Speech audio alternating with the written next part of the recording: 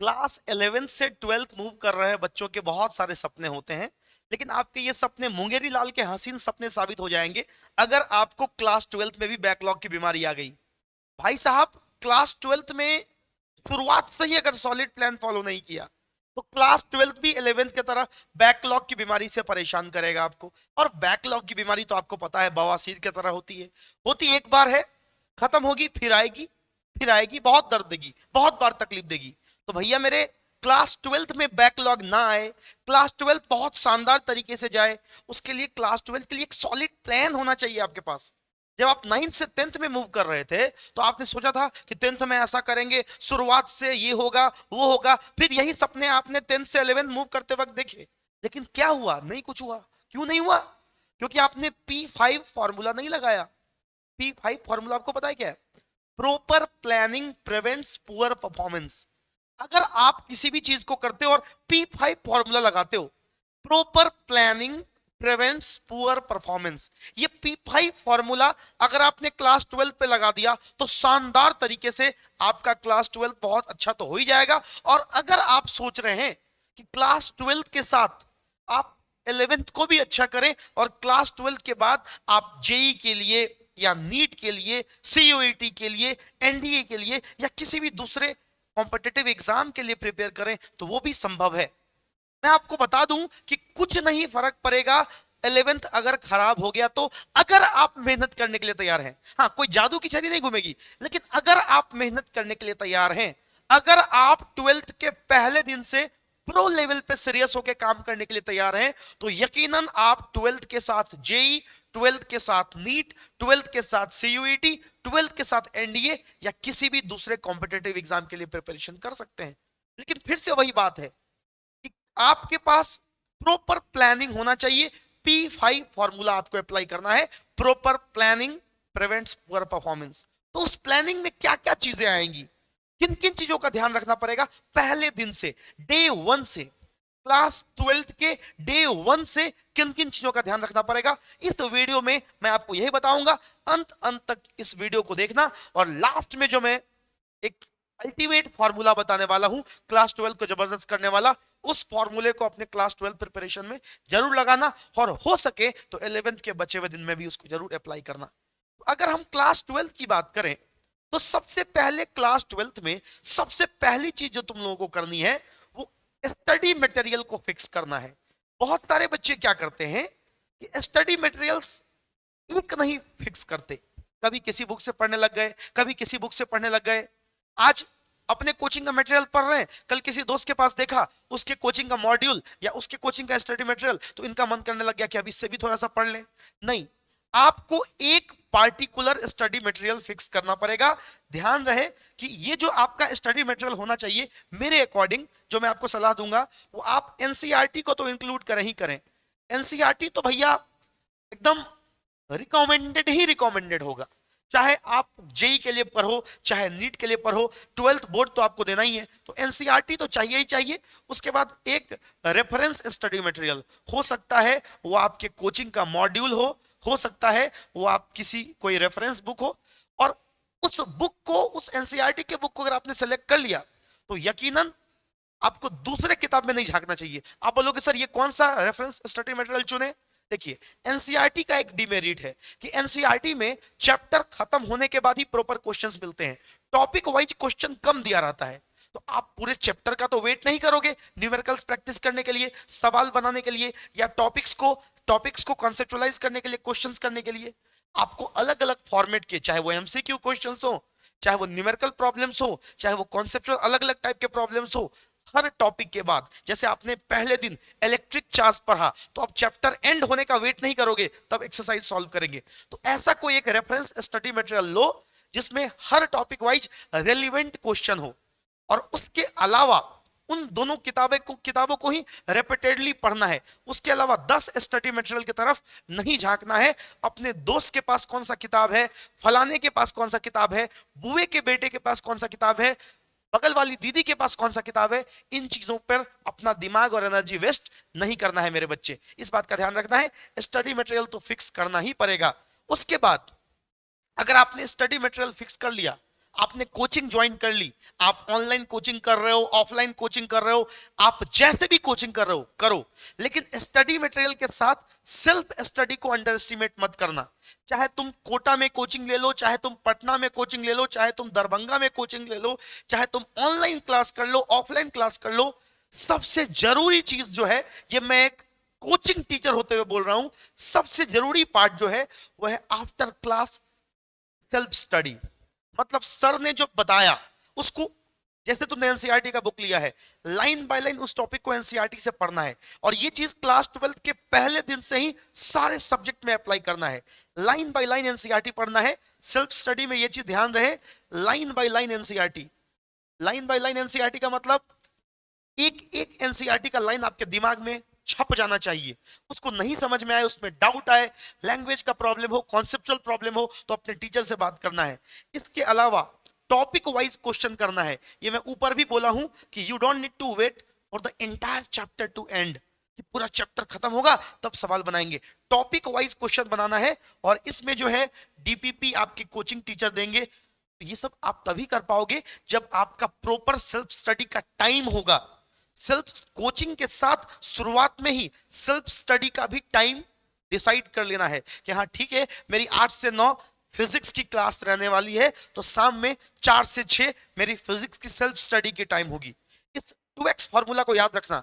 अगर किसी दिन कोचिंग में 2 घंटे पढ़ाई हुआ तो उसको कंप्लीट करने के लिए तुमको 4 घंटे सेल्फ स्टडी करना है। अगर किसी दिन कोचिंग में 40 मिनट पढ़ाई हुआ तो उसको कवर करने के लिए तुमको 80 मिनट सेल्फ स्टडी पे देना है।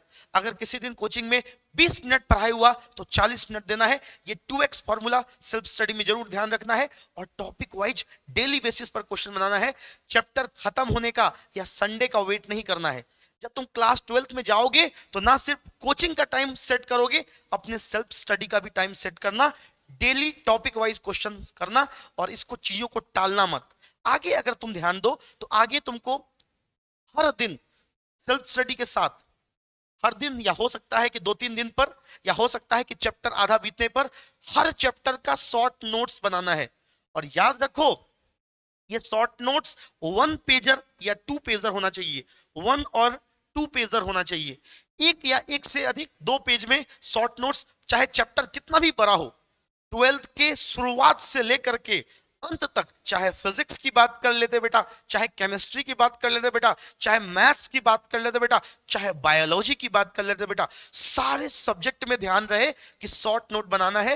पूरे चैप्टर के इंपॉर्टेंट कॉन्सेप्ट्स को, पूरे चैप्टर के इंपॉर्टेंट फार्मूला को, पूरे चैप्टर के सारी चीजों को अपने लैंग्वेज में, तुमको जिस लैंग्वेज में समझ में आए, अच्छे से कलरफुल तरीके से एक सिंगल पेज पर पूरे चैप्टर के क्लास नोट्स को रख लेना है।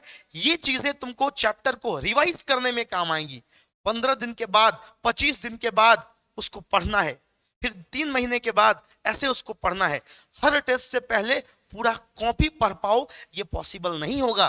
तो ये जो शॉर्ट नोट्स होगा बेटा, ये तुमको क्लास 12th में हर एक चैप्टर को सिर्फ कुछ मिनटों में रिवाइज करने में मदद करेगा। लेकिन ये शॉर्ट नोट्स खुद से बनाना है, और इसीलिए सेल्फ स्टडी का अपना इंपॉर्टेंट है। मैं इसमें भी ये चीज ऐड करूंगा, daily class notes analysis. Daily class notes analysis, तुम देखते हो कि न्यूज चैनल्स पर एक आता है DNA, daily news analysis.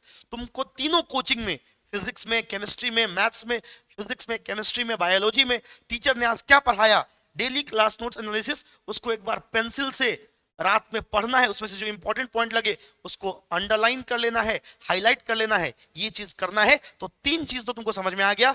Study material fix कर लेना है, NCERT plus reference study material. इसके साथ मैं ऐड करना चाहूंगा, अगर तुम जेई के लिए पढ़ रहे हो तो पीवाईक्यू क्वेश्चन बैंक ले लेना जेई का, नीट के लिए पढ़ रहे हो तो नीट का, एनडीए के लिए कर रहे हो तो एनडीए का, जिस एग्जाम के लिए कर रहे हो उस एग्जाम के लिए प्रीवियस ईयर क्वेश्चन बैंक भी ले लेना।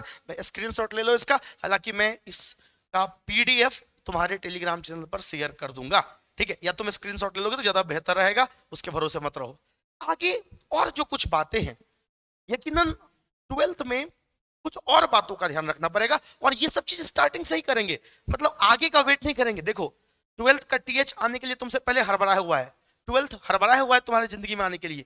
आगे तुमको चैप्टर वाइज पीवाईक्यू सॉल्व करना है, और competitive exam and board exam बहुत, मतलब साल खत्म होने का वेट नहीं करेंगे कि जब पूरा चैप्टर खत्म हो जाएगा तब बोर्ड के लिए चैप्टर वाइज पीवाईक्यू करेंगे। मैं तो हर तुमको अपने ऑफलाइन सेंटर पर हर चैप्टर के बाद चैप्टर वाइज पीवाईक्यू का मैंने वीडियो तक कर रखा है कि एक चैप्टर खत्म होगा उसका पीवाईक्यू तुरंत बच्चे को दे देना है। पहले खुद से बनाओ, जो डाउट आता है वहां से देखो एक बार, फिर मेरे पास आओ। तो चैप्टर वाइज पीवाईक्यू बोर्ड के लिए भी करना है। जैसे मान लो चैप्टर 2 खत्म हुआ, चैप्टर 1 खत्म हुआ, तो अब साल भर वेट करके तब पीवाईक्यू नहीं बनाएंगे। Board plus competitive exam. अब कॉम्पिटेटिव एग्जाम जो होगा तुम्हारा, ये तुम अपने अकॉर्डिंग चुन लो कि तुम किसके लिए कर रहे हो। दोनों के लिए एक पीवाईक्यू का बुक ले ही लोगे एक्स्ट्रा, ठीक है। और पीवाईक्यू चैप्टर के साथ बनाना है। चैप्टर जब चल रहा होगा तो टॉपिक वाइज सवाल बनाओगे, चैप्टर खत्म हो जाएगा तो एनसीईआरटी का एक्सरसाइज बनाओगे और उसके बाद पीवाईक्यू बनाओगे। तो फॉर्मेट तुमको समझ में आ गया।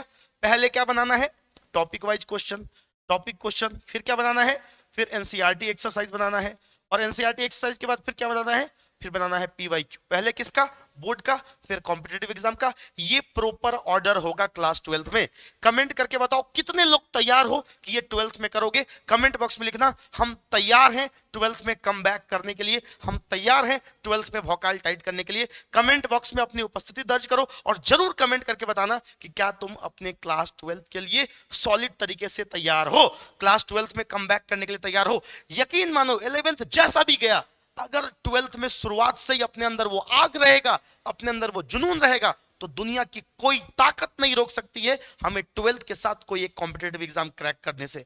और सिर्फ बोर्ड करने से नहीं होगा, मैं अभी से कह रहा हूं, 12th शुरू करने से पहले कह रहा हूं, छोड़ो 11th में जो पाप हो गए, 11th के पाप को भी 12th में ही धो लेंगे। अगर हम 12th में वीकेंड पर 11th को रिवाइज करने लग जाएं तो 11th का पाप भी धुल जाएगा। और फिजिक्स में मैं तुम्हारी मदद करूंगा, हर एक चैप्टर का वन शॉट लाऊंगा। मैंने चैनल पर मैथमेटिकल टूल्स का वन शॉट ले आया, ऐसे वेक्टर का, ऐसे 1D मोशन का, ऐसे प्रोजेक्टाइल का, ऐसे रिलेटिव मोशन का, ऐसे एनएलएम का, सबका वन शॉट लेके आऊंगा। और हर एक वीकेंड पर, मतलब सैटरडे और संडे में 12th के सिलेबस से तुमको आराम दूंगा, 12th के सिलेबस से तुमको छुट्टी मिलेगी और तुमको 11th के एक एक चैप्टर को हर एक वीक में रिवाइज करना है। यानी वीकेंड में 11th को भी रिवाइज करना है बच्चे। अगर तुम्हारा सपना कॉम्पिटेटिव एग्जाम का है तो तुम 11th को भी साथ लेकर के चलो, 12th भी पढ़ते रहो। और 11th में जो बैकलॉग्स आ गए हैं, जो पाप लग गया है 11th में, टीचर ने पढ़ाया, तुमने क्लास नहीं किया, क्लास किया तो क्वेश्चन नहीं किया, ऑनलाइन कोर्स परचेज तो किया था लेकिन रिकॉर्डेड के भरोसे छोड़ दिया, और आज इतने रिकॉर्डेड लेक्चर्स जमा हो गए हैं, संभव ही नहीं लग रहा कि वो तुम उसको कवर कर पाओ। तो अब तुम वेट तो कर नहीं सकते हो, पहले इसको पूरा कंप्लीट करेंगे फिर 12th स्टार्ट करेंगे, नहीं तो एक बैकलॉग के चक्कर में बैकलॉग पर बैकलॉग लगता जाएगा। बैकलॉग की बीमारी का यही समस्या है, हम लोग जब बैकलॉग खत्म करने के लिए जाते हैं तो पुराने बैकलॉग को कवर करने के चक्कर में नया बैकलॉग लगता चला जाता है। इसीलिए 11th का रिवीजन तो करना है, लेकिन उसके लिए मैं कोऑपरेट करूंगा 12th का वीकेंड पर 12th की तरफ देखना ही नहीं है। सैटरडे और संडे, हाँ 15-20 संडे तुमको थोड़ा सा कम इंजॉय करने को मिलेगा, लेकिन भाई अगर तुम्हारा सपना बड़ा है, लक्ष्य बड़ा है, तो थोड़ा सा डेडिकेशन तो दिखाना पड़ेगा। मैं हर एक चैप्टर को रिवाइज करवाने के लिए तैयार हूं। 11th क्लास का हर एक चैप्टर में रिवाइज करवा दूंगा, हर एक चैप्टर का वन शॉट रिवीजन लेकर के आ जाऊंगा और अपने चैनल पर लेकर के आ जाऊंगा, लेकिन करना तो तुमको ही पड़ेगा। मैंने लगभग 3.5 से 4 घंटे लगा के मैथमेटिकल टूल्स के एक एक कॉन्सेप्ट को रिवाइज करवाया। तुम देख लेना, बैकलॉग एक्सप्रेस करके, बैकलॉग का द एंड करके हमने एक प्लेलिस्ट बना रखा है, उसमें मैथमेटिकल टूल्स का वीडियो होगा, ऐसे हर एक चैप्टर का वीडियो आ ही जाएगा। और ध्यान रखना, बैकलॉग सैटरडे संडे को हम लोग क्या करेंगे, सैटरडे प्लस संडे एक क्या करेंगे, वन शॉट रिवीजन करेंगे। और वन शॉट रिवीजन के साथ तुमको पूरे वीक में, जैसे मान लो कि तुमने वेक्टर आज रिवाइज किया, जैसे मान लो तुमने वर्क एनर्जी पावर एक शनिवार को रिवाइज किया या संडे को रिवाइज किया, पूरे वीक तुमको पीवाईक्यू भी सॉल्व करना है। पीवाईक्यू होल वीक, पूरा हफ्ता ले लो, उसके लिए कोई दिक्कत नहीं है, पूरे हफ्ते में तुमको उसको सॉल्व करना है। पूरा वीक ले लो और पूरे वीक में तुम उस पार्टिकुलर चैप्टर का पीवाईक्यू सॉल्व करते रहो।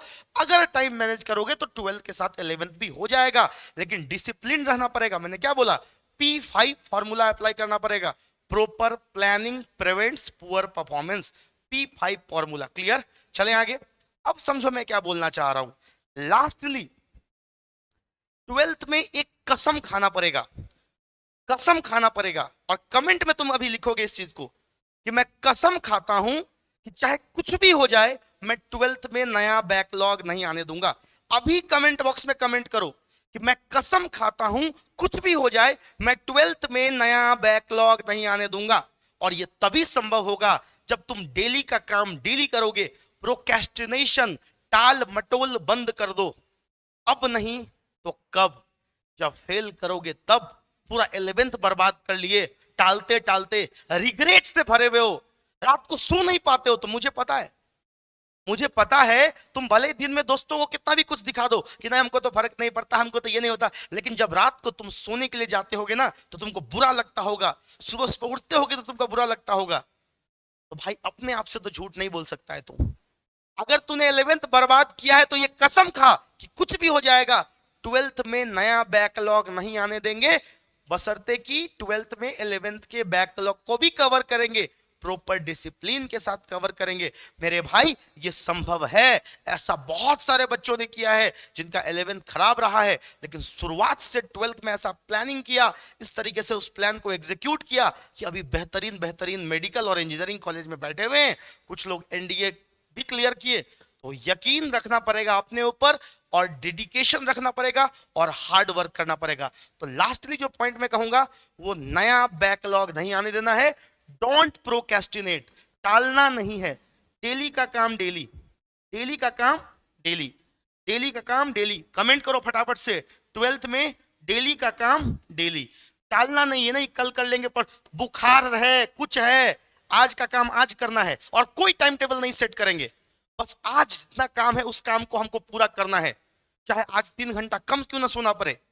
ध्यान रखना इस बात का, जिस दिन तुम पूरा दिन बउआता होगा ना, पूरा दिन टाइम पास करता होगा ना, रात को सोते वक्त रिग्रेट के साथ सोता होगा। और जिस दिन 2 घंटा बैठ करके क्वेश्चन बनाता होगा, भले ही 5 क्वेश्चन बनाया, तुमको बहुत पॉजिटिवनेस आता होगा, पॉजिटिव फील करते होगे, रात को मजा आता होगा।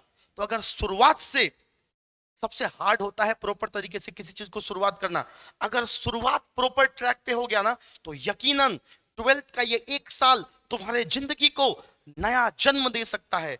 लगभग सब जगह मार्च से लेकर के दिसंबर तक ट्वेल्थ का सेशन चलता है। तुम देखोगे तो 9 से 10 महीने का समय मिलता है। एक जन्म तुम्हारी माँ ने 9 महीने अपने कोख में रख के तुमको दिया, बहुत तकलीफें सही तुम्हारी माँ ने। अब वक्त आ गया है कि अपने आप को करियर में, एकेडमिक्स में एक पुनर्जन्म दो। ये 9 महीने, अगले 9 महीने तुम अपने आप को एक पुनर्जन्म दोगे, एकेडमिक पुनर्जन्म होगा तुम्हारा। तुम अब तक क्या थे छोड़ दो, तुम्हारा 10th में क्या मार्क्स आया छोड़ दो, 11th में क्या हुआ छोड़ दो। अब जागो, जब जागो तभी सवेरा होता है। और यकीन मानो सब कुछ संभव है अगर डेडिकेशन और समय दोनों तुम्हारे पास हो। तो अभी तुम्हारे पास समय भी है, अभी तुम्हारे पास डेडिकेशन लाना है अंदर से, और तुम कर सकते हो। अब पछताए होत क्या जब चिड़िया चुग गई खेत। यही 9 महीने बीतने के बाद, 10 महीने बीतने के बाद तुमको पछतावा होगा कि सर जो बोले थे हम क्यों नहीं किए। तो कसम खाओ और कमेंट करो कि ट्वेल्थ में इस सॉलिड प्लान को फॉलो करेंगे और नया बैकलॉग नहीं आने देंगे। अगर इन तमाम चीजों का पीडीएफ चाहते हो तो मैक्स फिजिक्स के टेलीग्राम चैनल का लिंक है डिस्क्रिप्शन में, लिंक को क्लिक करो, टेलीग्राम चैनल ज्वाइन कर लो। और वन शॉट रिवीजन सीरीज को लेकर के तमाम अपडेट्स तुमको व्हाट्सएप चैनल पर मिलेंगी, उसका भी लिंक डिस्क्रिप्शन में दिया हुआ है, उसको क्लिक करो और व्हाट्सएप चैनल को ज्वाइन करो। अगर चैनल पर नए हो तो लाइक और सब्सक्राइब जरूर कर देना। सब्सक्राइब कर दोगे तो ऐसे और तमाम वीडियोस तुम्हारे तक सबसे पहले प्रॉपर टाइम पर पहुंच जाया करेंगे। चेला ट्वेल्थ में मेहनत करेंगे और भौकाल टाइट करेंगे, क्योंकि भौकाल टाइट है तो फ्यूचर ब्राइट है चेला, भौकाल टाइट है तो फ्यूचर ब्राइट है चेला। जय भौकाल तय भौकाल।